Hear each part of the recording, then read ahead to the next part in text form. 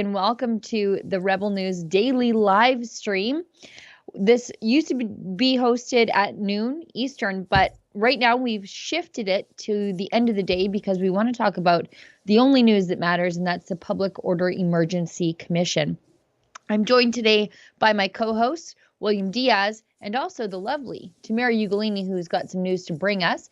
I should get some housekeeping stuff out of the way before we get to everything that we want to talk about, because it was a crazy, busy day. A lot of very interesting, frisky witnesses today. And Tamara had the side story of the day with Doug Ford, so she'll talk to us about that.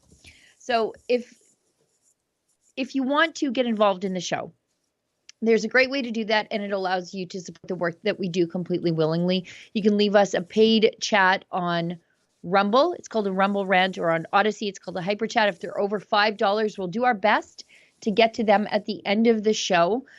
We appreciate every little bit that you give us, but there's just so many things we need to talk about in the show that we sort of had to set a bar, a cutoff, so that we can do our best to get to your story ideas, your questions, your comments about what we're talking about without sort of cluttering up the whole end of the show with little bitty comments.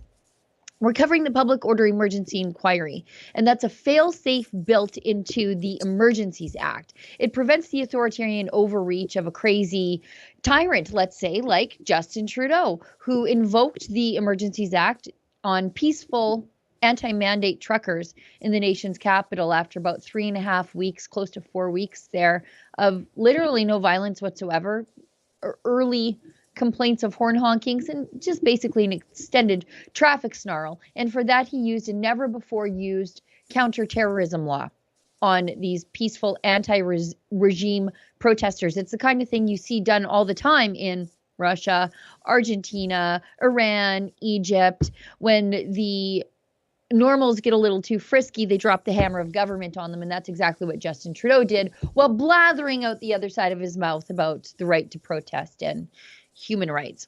So right now in Ottawa, they're examining testimony from key players to see if the government was justified in using it, and if they had any other tools in the toolbox left to deal with this protest. They should have done it that way. And actually, they didn't need to deal with this protest at all. It wasn't doing anything wrong. It was just being annoying, which is sometimes some of the best protests. So that's the news of the day. We'll discuss some of the testimony, but I'm very happy to have my friend Tamara Ugolini on the show. And I know I'm talking too much, and I get emails about, Sheila, you're monopolizing the show. Tamara was in court today because a side part of all of this, and I know we have the clip, so maybe Olivia, if you want to key those up.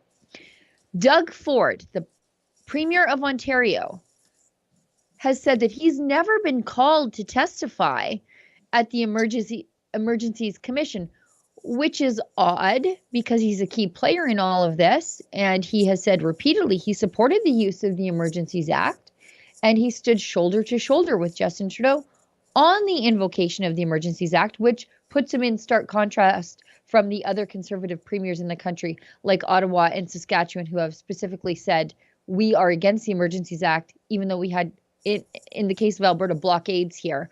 There were other ways to deal with it.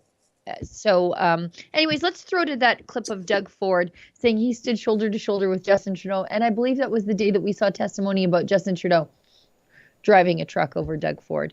Anyway, we'll get to that in a minute. How come, Premier Ford, you're not testifying at this inquiry? Were you asked? Did you decline? I have not been asked. Again, I want to repeat what I said earlier. We have top officials from the OPP that were running the operation with conjunction with municipal police agencies and the RCMP. You know, our police did an incredible job. They were very peaceful. They moved forward. And I am so proud to stand here and back our police right across this country and right across this province. I'll always support our police. They're professional, they're polite, and they ended up getting the job done. Thank you. I'm not sure if he knows what he's talking about. He said he's never been asked to testify, but that's not what's stopping him, because he was asked to testify. And in fact, today in court, Doug Ford was fighting what amounts to a subpoena. He doesn't want to testify at the Emergencies Commission, and it's a public hearing. It's because the public is entitled to know what their decision makers were deciding behind closed doors before they dropped the hammer of government on people's civil liberties. Doug Ford has repeatedly said, well, nobody asked me. That's why I'm not testifying. Well, now he's been subpoenaed. They're asking him, and he doesn't want to go. Tamara, what happened in court today? It's interesting. First, I just want to give a little bit of background context here because, like you mentioned, Sheila, Doug Ford is a key player in the invocation of the Emergencies Act. And previously, so I believe it was February 4th that the city of Ottawa invoked their own state of emergency. And then on February 11th, or maybe it was 12th, I could have the dates mixed up there. But regardless, prior to the invocation by the federal government, Doug Ford had also issued a provincial state of emergency. Mm-hmm. So there were two separate provincial states of emergency that already existed prior to Trudeau invoking his own unprecedented use of the Emergencies Act on February 14th. And now what I want to note here is that, okay, there's the Premier of Ontario, the alleged progressive conservative Doug Ford, being compelled or summoned rather to testify because he otherwise refuses. But another key player in all of this is the former Solicitor General. So that's Sylvia Jones. And under the mandate of the Solicitor General, she is to do things such as be responsible for public security, law enforcement, policing, emergency management. So when you talk about key players in the whole scheme of what happened with this emergency response, those are two really crucial key players in all of this. And they're the two people out of all the elected politicians and others who have been compelled to bring forward testimony in the public inquiry. They are the only two who are skirting their otherwise considered parliamentary duties to do so. And they seem to be doing that, as the lawyers argued today in court, they seem to be doing this under the veil of having some parliamentary privilege and resorting back to the Constitutional Act of 1867, which I find to be oddly ironic because we've seen throughout the last 2.5 years that none of these elected officials care really about the constitutional infringements that they've imposed on their constituents and arguably the entire province of Ontario indiscriminately. I mean, all throughout the COVID regime narrative, we saw unprecedented business closure mandates, indiscriminate mask mandates, coercive vaccine passports, and of course, the highly infringing squashing of peaceful protest and the right to assembly. So now that it's serving Doug Ford and his former Solicitor General Sylvia Jones, who's now the Minister of Health, oddly, they're falling back on this constitutionality infringement on their parliamentary privilege to try to argue that that will prevent them from testifying not in court, but in this public inquiry. And the offense was basically that, A, this has never been done before, so there's not a clear precedence on the invocation of parliamentary privilege in a commission situation. There's a lot of precedence there within the federal and the court of law. But in terms of a commission that has high public value and really high social interest for not only our democracy, but our province and country as a whole, this is really unprecedented. So the amount of things that the Doug Ford government and he himself and some of his ministers are doing in that the realm of unprecedented just continues to mount here, as evidenced by what I saw in court today. Just to put into context just how ridiculous Doug Ford is being right now, Marco Mendicino is going to testify. Federal cabinet ministers who had their grubby hands all over this are going to testify. Prime Minister Justin Trudeau is going to testify. And he doesn't think he should be accountable for anything. When he does things like blackface, it's something we all have to be accountable for, and not him. He's going to go. And Doug Ford, first he says he wasn't asked, but I would go, basically alluding to I would go if I was asked. And then so they say, okay, well, you're asked. And he says, oh, no. I have cabinet privilege invoked here. I'm not going to go. It's utterly ridiculous. I think, here's what I think. I don't think they don't want some of his internal communications to be admitted once he's a witness. Those come with him. And I don't think those are going to be very favorable to Doug Ford amongst Doug Ford voters when you see how Doug Ford is talking about people formerly of Ford Nation, but I think now occupying what's better known as Yahoo Nation. What do you think, William? I don't think it'll have that big of an impact on the on the votes that Doug Ford received. We saw the way that Doug Ford behaved during the pandemic with conservative voters still supporting him, so-called conservative voters still supporting him. He didn't act like a true conservative during the pandemic. He gained more votes at the last election. So I don't think it'll have that big of an impact, though, on Ford's voting base. It's odd because the man was elected, I think, because his brother was so beloved. And he was happy to trade on the Ford name until he got into power and then acted totally the opposite. You know what, Olivia? Let's roll that clip where he's talking about standing shoulder to shoulder with Justin Trudeau, because on the very day he said that, there were internal communications admitted into evidence in the Trucker Commission. If you want to see some of that, I think it's in my live tweets on truckercommission.com. But if it was on that day where there were conversations between Jim Watson and Justin Trudeau, it's a readout of a phone call where they said, basically, things are going sideways. How do we stick this on Doug Ford? And then that was the very day he stood shoulder to shoulder with Justin Trudeau. So why don't we show that clip? Because it's funny, the reasoning he gives for the invocation of the Emergencies Act, and none of them are actually things you can use a counterterrorism law on.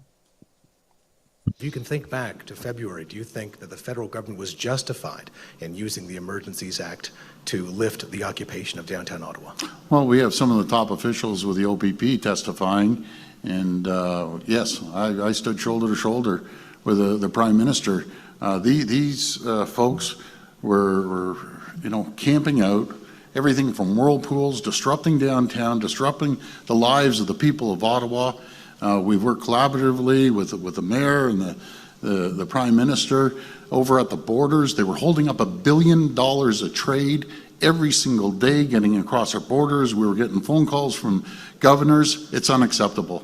Myself and I know the Prime Minister believe in free speech. And if you want to protest, protest. If you want to come down to Queen's Park and do cartwheels. But if you disrupt the lives of the people of Ottawa every single day, disrupt the lives, the economic flow across our borders, I have zero tolerance for it. Thank you. Disrupting the lives of people living downtown and having whirlpools, as they say, which I think is a brand name and not actual tub. It's like saying you have a Frigidaire. That's not terrorism. It's inconvenient. It's annoying. As one cop pointed out, it's an eyesore, but it is not terrorism. But we heard today testimony. Some people's bank accounts were frozen for up to 3 months. People were denied loans subsequently, like in the summer. One man today, I forget his name. The leader of the Leprechauns from Quebec. Steve. Yeah. He had Steve Charland.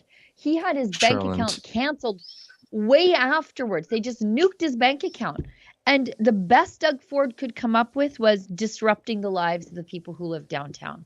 I don't know. If you live downtown in any major city, I don't think your life is all that peaceful to start with. And not to mention that the COVID regime literally upended everyone's life with their unprecedented response to a seasonal respiratory virus, right? This is the precursor to everything that happened thereafter in Ottawa with the protests. That was just the full force showing of how fed up Canadians were with these continual power grabs and government overreach. And again, I have to reiterate that the irony in the testimony that I heard today, for instance, the lawyers that were arguing on behalf of Ford et al., which is Ford and Jones, Sylvia Jones, noted in there, and I quote, that it was important to protect privilege when it is under threat, so parliamentary privilege. And then she refers to the compellment of testimony as coercive, further asking what would be in jeopardy if Ford and Jones she's should worried assert about their coercion. parliamentary. Yeah, right. Again, the Well, irony sorry. in the fact that Ford and Jones are worried about being coerced to testify in a highly relevant to our social fabric setting. Yeah, there's my tweet there. I live tweeted the entire proceeding. So if you are on Twitter, you can go and find that and sift through what I tweeted out today. I don't even know how many tweets, but there's a lot to sift through there. And we also have a write-up published on rebelnews.com, and I will have a video out either tomorrow or the next day, just kind of doing a play-by-play of what happened in the hearing today. But regardless, I couldn't believe that I was hearing things like upholding constitutionality and being coerced to testify, when also the fact of the matter is, and you brought this up earlier, Sheila, is that everyone else, including parliamentarians who have been asked to testify, have all complied. No one else who has thus far been asked to testify has decided to seek public orders or private hearing orders against giving that testimony. So that includes all of the representatives from Alberta who also saw that Coots protest take place around the same time.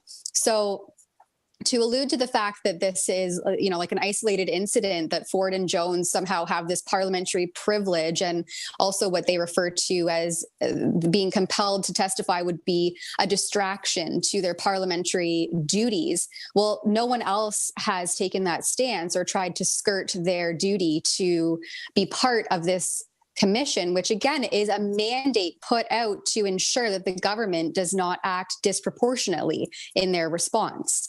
So the whole thing to me is hugely ironic and such a disservice to the mandate of the Public Order Commission.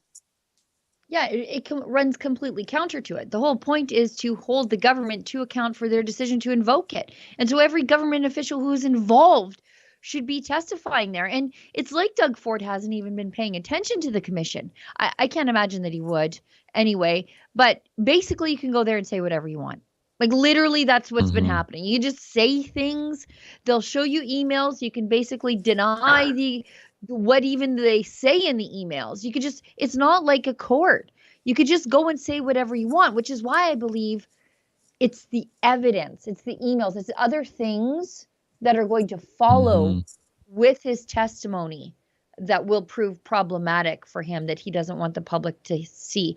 I know we have one little matter of housekeeping that we have to get to before we move on too much, and that is the matter of Rebel News Live. These are our live, in-person, sort of TED Talky style conferences where you'll be with close to 1,000 other free-thinking rebels and friends. We've got one coming up in Toronto, November 19th, and another one coming up in Calgary. That's Saturday, November 26th. I think it's rebelnewslive.com for tickets and details. Actually, maybe, do we have an ad that we can throw to? I'm not sure. But you will see some of the key. Perfect. We'll throw to an ad in a second, but I'll be there. I'm sure William will be there. Tamara, you'll come in for it, I'm sure. And you'll also have some key players from the convoy there. For example, my friend, the wonderful little Tamara Leach. Also, Palminder Singh. He was the TikTok star of the convoy. Lawyer for TDF, Alan Honor, who is currently examining people at the convoy as well as a whole host of others too. So that's rebelnewslive.com for tickets. And I think early bird tickets end on November 4th. So get those and get those fast, because every year it sells out. Maybe we want to roll the ad now.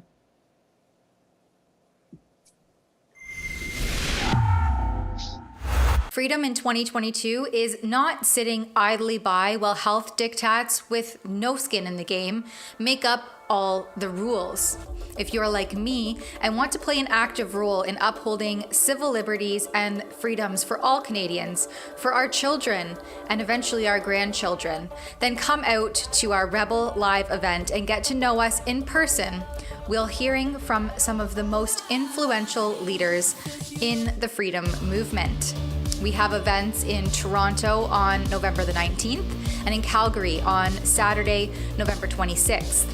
Tickets are on sale now at rebelnewslive.com. Come out, have lunch, get some Rebel swag, meet the Rebels, and more. You don't want to miss this event. Check it out, rebelnewslive.com.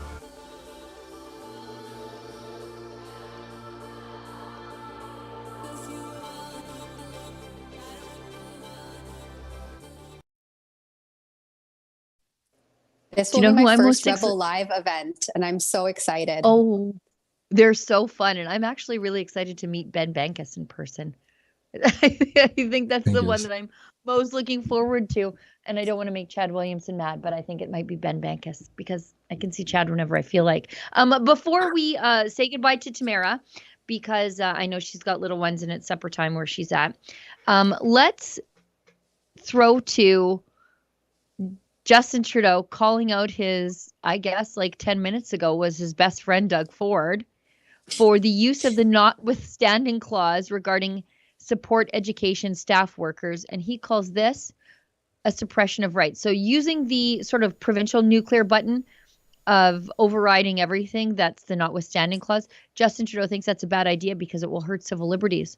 Ain't that weird? Maybe they're having like a fight in the bromance. Let's check it out. Using the notwithstanding clause to suspend workers' rights is wrong. I know that collective bargaining negotiations are sometimes difficult, but it has to happen. It has to be done in a respectful, thoughtful way at the bargaining table. The suspension of people's rights is something that you should only do in the most exceptional circumstances, and I really hope that all politicians call out the overuse of the notwithstanding clause to suspend people's rights and freedoms. Using the notwithstanding clause.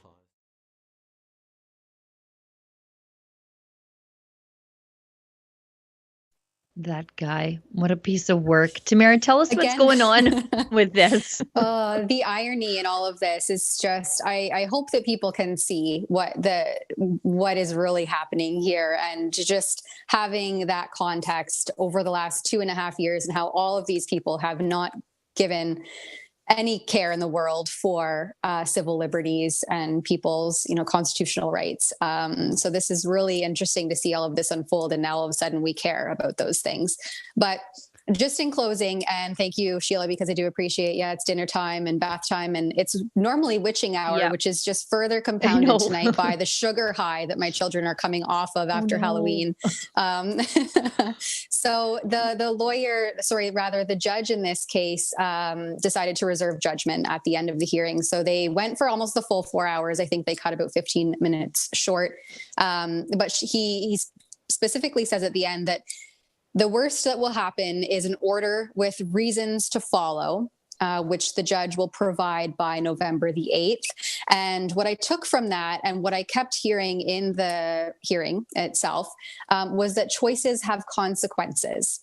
So I thought that was really interesting, because throughout the COVID narrative and those health overlords and the regime that they were imposing on the plebs, us little people, was that your choice, for instance, with the coercive vaccine mandates, those choices came with consequences. And so we're hearing that same slogan, if you want to call it that, now translating over into this hearing. And so I guess what the judge will do is give this order with reasons to follow. And then Doug Ford and Minister Sylvia Jones have a choice to make. And that choice, whatever they decide, if they are found to be in contempt of court by not showing up to testify and complying with their summons to appear, then that choice will have legal consequences. So we should know more on November 8th when the judge gives his ruling. And then, of course, Doug Ford is set to be testifying on November the 10th. So that's a mere 2 days later. And I suppose only time will tell what happens and what kind of consequences come with the choices that both of those individuals decide to make. Isn't that interesting? What do you think? Do you think they're actually going to have to testify? Before I let you go, do they have to? Do you think they're going to be able to skirt this? It sounds like they're really clinging on to the fact that they will not be complying with the summons.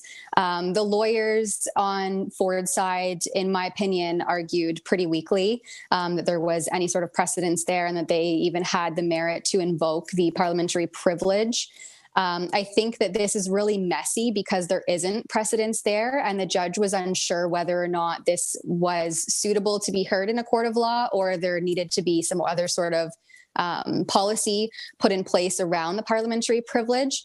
The Ottawa Residents Coalition lawyer said something really interesting, that a section of what Doug Ford is sort of falling back on in the Parliamentary Privilege Act was a part that was actually amended in July of 2020. So I'm actually having some of our lawyers look into that amendment and what was changed. And I think that's a really interesting part of this whole story. It's very messy. There's a lot to consider here. The judge went into this asking basically, is the parliamentary privilege being invoked as a shield or as a sword? And that just kind of continued to be further scrutinized, obviously, as the lawyers each read their or said their various positions and arguments. And this judge straight up said, "My head is spinning now after listening to the commissioner and his remarks." So I think that he's really confused now. Some of the precedents used were cases that he actually sat in on or presided over, or was part of the I don't remember the technical legalese word that he used, but he was part of those cases. And so he has a lot of thinking to do, and he only has 8 days to do it.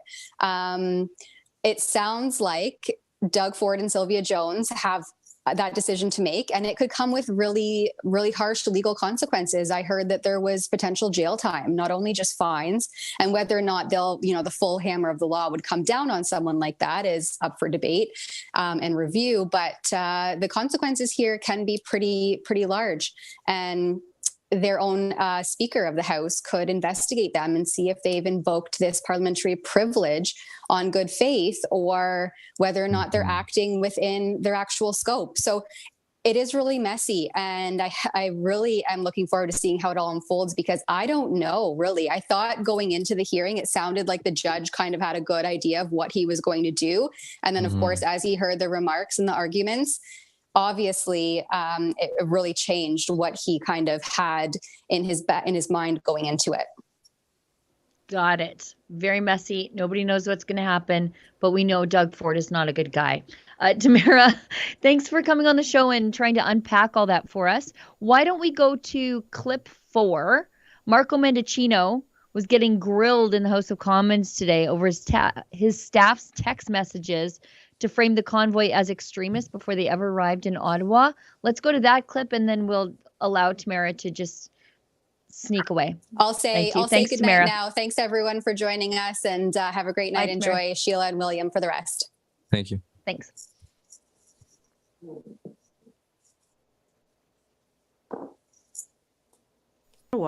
The government was planning to insult the occupants in an effort to scorn them. Text messages between Liberal employees reveal that this was strategic.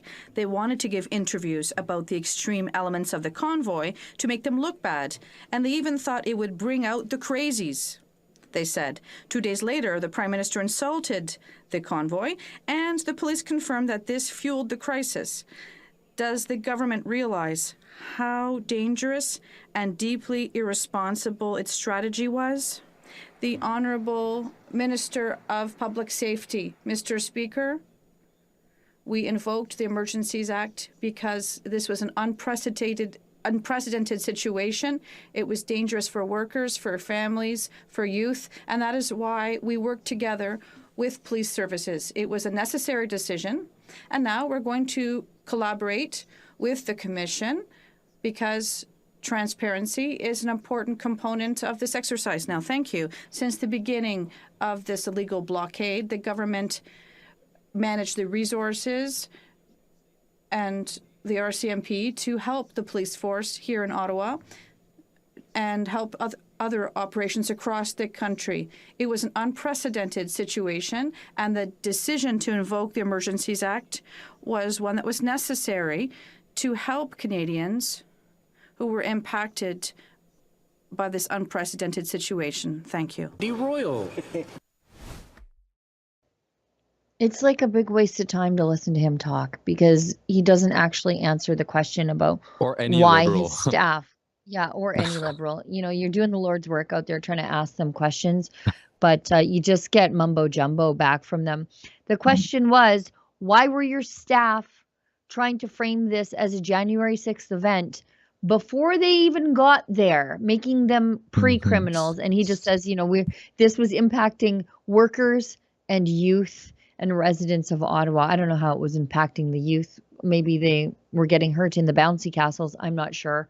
But besides what unfolded in the House of Commons today, there was testimony from one of the convoy organizers, Chris Barber, Well, who I does think have. just before we move Sure, away go from ahead. what Marco Mendicino says, I think it's disgusting to see someone in your office that you're still hiring talk about these people and talk about strategies the way that he did in the text messages, referred to Yep. people in the convoy as crazies and trying to mold the stories to fit their narrative. So they're going to say something, they're planning on putting something out there, and then afterwards they say, okay, well, how can we support what we are saying, instead of going after the facts wherever they lead. I Yep. think it's absolutely repulsive to see that someone like this is still hired in the office of our public safety minister here in Canada.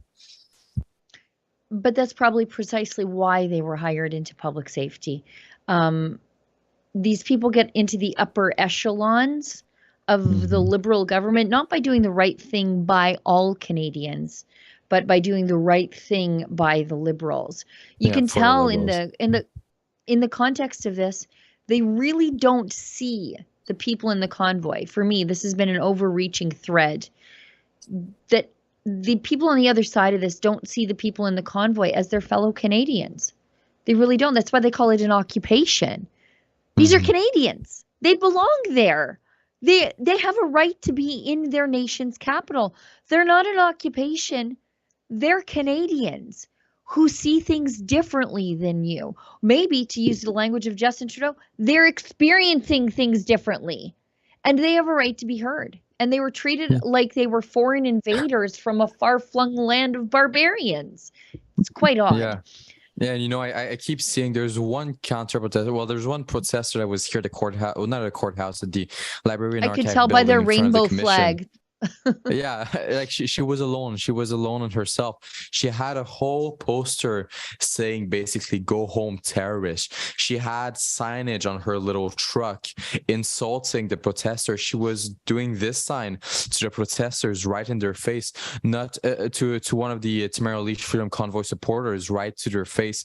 Not a Sorry, single let me just convoy stop you. I was just going to say, what did they say back to her? Nothing, probably, Yeah, right? well, exactly. Like, you know, you saw some people approaching her trying to have a discussion, like the man holding a green coat right here, but not a single one of them laid a finger on her, not a single one. And you dare call them terrorists without anyone doing actually anything terrorizing to you after you keep insulting them in their face.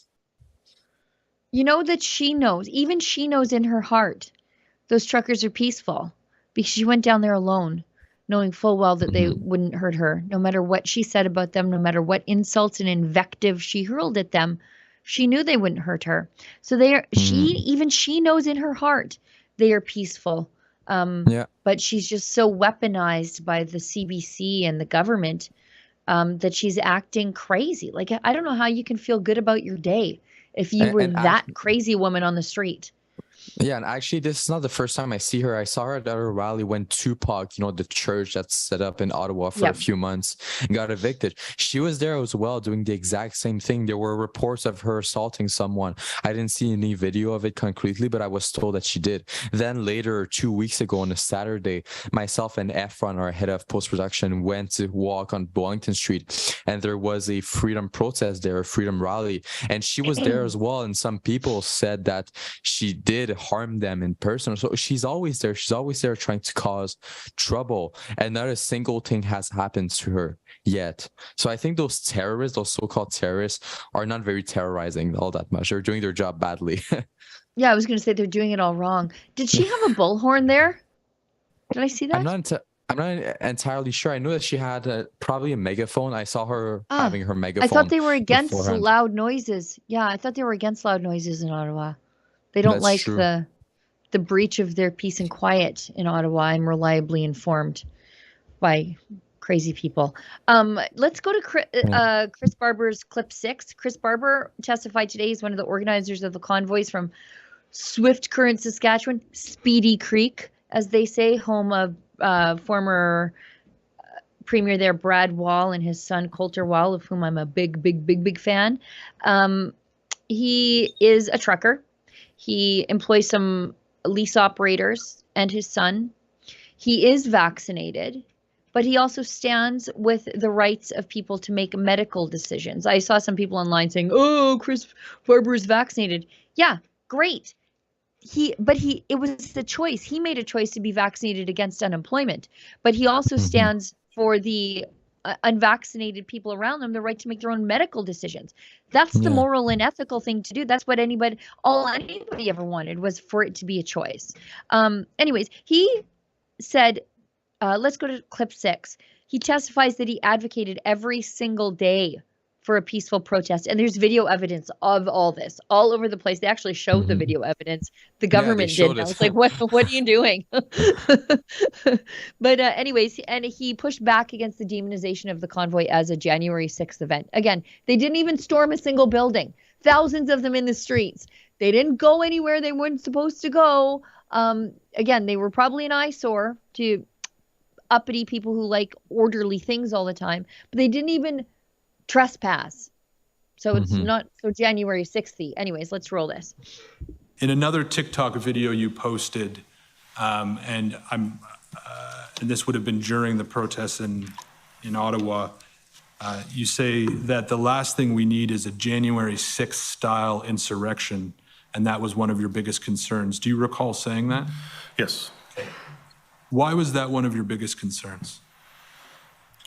I believe the federal government was backed into a corner, not wanting to speak to us. And I personally believe that was the only way, I guess, out of it for them to demonize us to the point where they could say insurrection when that wasn't the case. And so I pushed that message constantly, daily: peace, love, unity. Like I said, it changed me as a person listening to myself daily saying that. In another TikTok video you posted, I think overall the testimony given by Chris Barber was a very honest and humble one. I think it really showed how genuine he was, and I think it made him look great. I don't think it was a bad testimony at all. I saw some people thinking on social media that he was getting destroyed by the government lawyer. I don't share that feeling at all. I think he was able to stay professional and actually defend his point and defend his image, even when presented with videos or stuff that could go against him. So yeah, I thought his testimony was great. But yeah, you did see some TikTok videos of him advocating for a peaceful protest and telling people that if you're coming to Ottawa to cause trouble and do illegal things, don't come to Ottawa. I thought his testimony was great overall.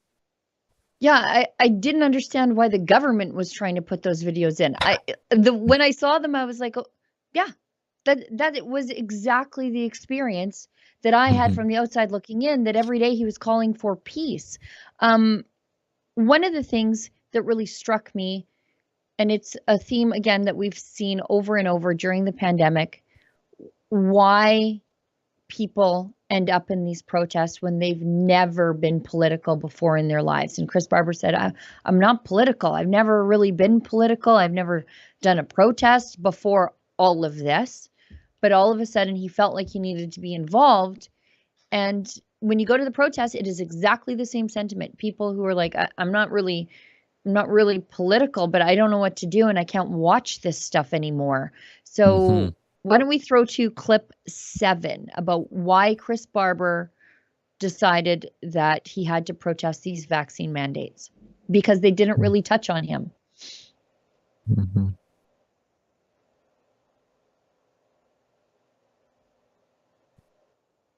Clip 7, Olivia. We'll get to it. It's a long day for her too. Oh, it's a long day for everyone. So Mr. Barber, I'd just like to start about the reasons why you were coming to Ottawa. It was about mandates generally, or was it just the trucker mandates, the mandate or the border restriction that truckers could no longer enter or pass through if they? I can only speak for myself, but for me personally, it was the border mandates. That was the last straw per se in the government going too far and wanting. I needed my voice to be heard. Right. In government going too far, it was everything. It was the restrictions, the restrictions from going into restaurants, from schools were shut down, all of those sorts of things. It just built up, and that was the last straw for you. There's so many different stories that I've heard throughout this ordeal that contribute to why we went there. When you're hearing stories of people's parents dying in a hospital bed alone because mandates wouldn't allow their kids to be with their adults when they took their last breath. You've seen the mental health issues in this country just plummet. It was sad. I watched that with my own children. My daughter, it was 16 at the time, was unvaxxed in high school, bullied by the rest of her classmates because she wasn't vaccinated. She had to play a clarinet in music class in a separate room. Later on, he went on to talk about how his 18-year-old son experienced some similar bullying too. And again, Chris Barber's unvaccinated, but he was standing up for his unvaccinated staff and his unvaccinated friends and family. He took a moral stand when a lot of these things didn't touch on him. He said he stopped going to restaurants when the vaccine passport came in because he didn't want to be in the medically privileged class. I'm putting words into his mouth, but he said he didn't go. He just didn't go because other people couldn't go too. And that's really forgotten in all of this. There are a lot of people out there like Chris Barber who told the commission judge, Judge Rouleau, that it cost him $3,000 out of pocket just in fuel to go to Ottawa. And that's not all the fuel to go back. That's not all the idling fuel. That's not the food. That's not the hotel rooms. But he just didn't know what to do. He couldn't watch it anymore. And there were I think there were as many people like Chris Barber in this protest than there were just the unvaccinated. Yeah, well, I think the pandemic did that to Canadians. I think and just by the way, before I get to that, all of this took place during the convoy. All of these people spent all that money during the convoy, yet Justin Trudeau thought they weren't worthy of being heard, which is absolutely crazy to think of. But I think the pandemic did that to a lot of people. I think the pandemic turned people who were not political at the beginning into people that are super interested in politics, that are actually reading about what the government is doing, that are trying to keep their eyes on the government. I think did that to a lot of people. I have a lot of personal stories that I've heard in the past year and a half of people that couldn't care less about politics prior to the convoy, prior to the pandemic. And then they saw COVID-19 mandates, then they saw mask mandates, they saw vaccine passports, they saw all of these authoritarian measures taking place and then became political people. I think Chris Barber's story is very similar to the story of a lot of Canadians. I think we all have people on our Facebook page who are like true believers in the COVID scare at the very beginning, like the kind of people who wash their mail and groceries, who would leave their like Amazon parcels outside for the COVID germs to die off. I've watched those people come full circle around to my way of thinking and beyond a little bit. Sometimes I just want to rope them back in. And, when we see those people come to life and, the scales fall from their eyes, we've got to show them some grace. I'm trying to keep all my I told you so's in a big fat sack to myself because it's hard. We don't go around. It's hard, but you and I go around proselytizing the good word of freedom. When we get some takers, we have to say, okay, good. Thank you. Join us. We can't do a purity test on them after the fact. Clip 9, Olivia, please. Are you awake, Olivia? Clip 9. Clip 9, Chris Barber describes what it was actually like on the streets as opposed to the assaultive, crazy behavior tinderbox, I believe is the word that Chief Slowly said. Yeah, Chief Slowly. He described the streets as a tinderbox where nothing actually was explosive. Why don't we throw to that one, because this is reality from inside the convoy. And with respect to you walking the streets during the protest, what did you see? Life-changing. Yeah, it was amazing. There was so much grown men crying on your shoulder, women crying on your shoulder, grandmas, grandpas, you name it, kids. It was really, and it was an experience, unforgettable. Is there anything notable that you remember of who you spoke to? Who I didn't speak to? It was everybody. You couldn't. I remember Mr. Marazzo and I went for a walk, and Mr. Wilson, and it was like Mr. Wilson explained it as like walking down the street with Mick Jagger. He said, because no matter where you went, there was somebody wanting to stop and talk with you. It was a lot of love. And with respect to you walking the streets during the protest, Tinderbox. Yeah. Yeah, and despite all of this stuff, despite all of this positive energy, Justin Trudeau still decides to call them unacceptable people with a fringe minority with unacceptable views. And despite all of this, you still have this lady who's standing in front of the Library and Archives building, calling these people terrorists and trying to insult them to their face. It's crazy to hear all of this being revealed actually to the open public, and then comparing all of these testimonies to what you heard in February by the media.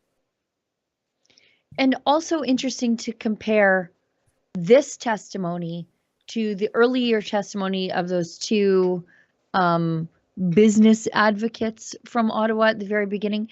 Barber testified that every place that was open was patronized by the truckers, like the ones that weren't scared by the OPS into being closed. They were patronized by the truckers and actually, in fact, frequently overwhelmed by the amount of business that they got. They noted the Tim Hortons that was local to the center of the protest was so overwhelmed by business at one point that the truckers were doing the janitorial work in the restaurant. They were taking the mop and mopping the floor because everybody's coming in with snowy boots, and then it melts and then just creates a mess on the floor. So the truckers were washing the floor so that the staff that were there could actually help serve customers.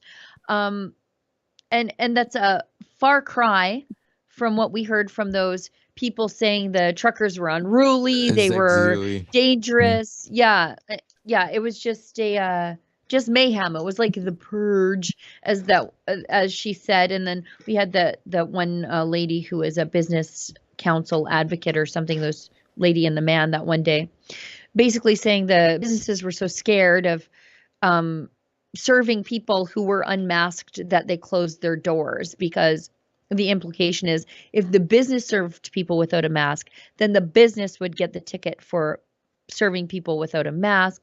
But as it turns out, OPS didn't enforce that, not even once. So Tim Hortons, they never enforced it. Yeah, the businesses that stayed open, like it's important. I know exactly which Tim Horton he's talking about, because it's actually the one in the center of the protest, and there were so many people there every single day. The truckers need to eat. They're coming from Saskatchewan, they're coming from Alberta, Manitoba, Vancouver, British Columbia, from everywhere. They need to eat something. Where are they going to go in Ottawa? They're going to go to the restaurant. They're going to go to the fast food places that are open. And those places have never made that much money, I think, in months due to Trudeau's COVID-19 measures. So yeah, I think Zexi Lee was way off, and I think that's the thing with the inquiry. It's not a court proceeding, so you're allowed to do hearsay in the inquiry. The issue is going to be when you compare two testimonies. The commissioner is going to say, okay, well, which one seems the most credible to you? And when you have a feeble testimony like the ones given by Zexi Lee or Catherine McKenney or Matthew Fleury, and you compare it to the testimony we heard today from Chris Barber, or the ones that we're going to hear from Tamara Lich, from Keith Wilson coming up this week, I think there's some that look a lot more credible than other ones. Well, especially when their evidence is backed by the paper trail, the email evidence, the back and forth. So for everybody that's testifying, there's a stack of documents supporting what they're saying. And the commissioner has the job of going back and saying, okay, they said this. Is this supported by the documents? Do the documents contradict what he said? He's got a very big job ahead of him. I just want to point out the willingness, by the way, of Chris Barber and the truckers to move those trucks out of residential areas, and how quickly that fell apart when Justin Trudeau invoked the Emergencies Act. Chris Barber testified that he moved 100 vehicles in one day. 40 of those were heavy haul trucks, and about 20 of those left the city entirely. But that all ended when they invoked the Emergencies Act. And maybe we can throw to, I got to pull up the clip number here. I think it is clip 5, Olivia. And it is Chris Barber saying, I would have moved my truck actually from in front of Parliament Hill, but literally nobody ever asked me. So why don't we just throw to that? I asked you this, and I think you have confirmed it, but you parked your vehicle on Wellington Street, is that correct? Yes. After you parked there, at any point in time up until, we'll say, February 14th, were you given any indication by any police services that you shouldn't be parked on Wellington and you'd need to move? I was not, no. Did that come as a surprise to you? I don't know if I really had time to think if it was a surprise. It was so fast paced. I asked you this, and I think you have confirmed it, but you parked your... So an emergency so emergent that you need all the tools in the toolbox, setting aside the civil liberties of every Canadian in this country. And apparently it could have been solved, at least in the case of Chris Barber and his truck on Wellington Street, by knocking on the window and saying, hey, would you mind moving this thing? And he would have. Yeah, and this once again corroborates fully with the testimonies we heard previously. The truckers had a willingness to move their trucks and to negotiate with the government, to negotiate with the police, and actually have a plan. But then you have the idiotic Trudeau government that decides to just ignore that whole plan and still invoke the Emergencies Act. It's such a disgrace. The more we get into this, the more it is evident. The evidence is just compiling. How the federal government just wanted to teach these Canadians who stood up to them a lesson. It wasn't about a terrorist level insurrection event, nothing like that.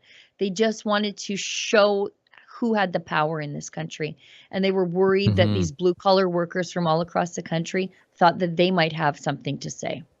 Yeah, and as I said in my opinion video about what we're seeing happening since the beginning of the commission, I would pay to be a fly on the wall of a Trudeau cabinet meeting right now. Like how hard they must be fighting right now. They must be working to find a way to save face when they're going to be testifying. Because right now they're losing all the credibility of moderate and commonsensical Canadians. They're losing all of the credibility they have left in regards to the way they handle the Freedom Convoy. And you're seeing that from testimonies from people that were not even sympathetic to the convoy from the beginning. I would love to be a fly on the wall and see what is actually being discussed, like how Omar Jabra is going to be able to save face in front of the committee when he testifies. You're gonna have to hire a navigator to get a communication strategy going. You know, I think the further we get into this and the more evidence we see, you might see a few self-serving liberals break ranks and say, look, I think that we were probably wrong in invoking this, that we overstepped. I think there are some of those who are going to try to save their own shirts and distance themselves from the decision of the government. I think there's a few of those, and not because they believe in civil liberties, but they want to save their seat. Yeah, well, I think it's already starting. I don't remember exactly which one it was in February. It might have been Joel Lightbone, something like that. But there were a few, I believe, or at least one or two that did oppose the Emergencies Act prior to it being invoked. And we're seeing some liberals starting to break the rank that they're in. I interviewed Yves Robillard when I was in front of Parliament the other day, and he told me he doesn't agree with everything that the government is doing at all. He actually shook my hand and took the time to speak to me, which by itself is literally breaking the rank. Speaking to Rebel News when you're a liberal, that's not what you're supposed to do. And he told me he opposed Justin Trudeau's planned tax hikes. He told me that he thinks Pierre Poilievre is a good leader. He told me he doesn't agree with everything the Liberals are doing. I think it'll be interesting to see the way the Liberal Party divides itself in the upcoming weeks. You know, before we had the Conservative Party that wasn't united. Prior to Pierre Poilievre being the leader, you had at least 3 different factions within the Conservative Party. Now it's united, and I think the Liberal Party is going to become the divided party. From your lips to God's ears, William. Let's get to the 2 chats that we have, and then we'll wrap it up. We're a little bit over time, and you've been working all day, and so have I. Adam Ottawa gives us $5. The major federal unions are poised for strikes soon. Let's see how Justin Trudeau's narrative changes if that happens. Yeah, I can't wait. I love when my enemies fight and I just stand in the corner and let them sort it out. I'm not getting involved. Well, you just see everything happening by itself. I mean, the lawyers at the moment, the Freedom Convoy lawyers, don't have a lot of work to do when the government is testifying and showing videos of the convoy organizers saying that people should be peaceful. I mean, their job is made easier by the truth being actually revealed by the commission, by the government lawyers. Yeah, and Catherine McKinney, I think some of her evidence was that way too, where she's walking around the street. The government lawyers are admitting her videos of her walking around the street ranting about truckers.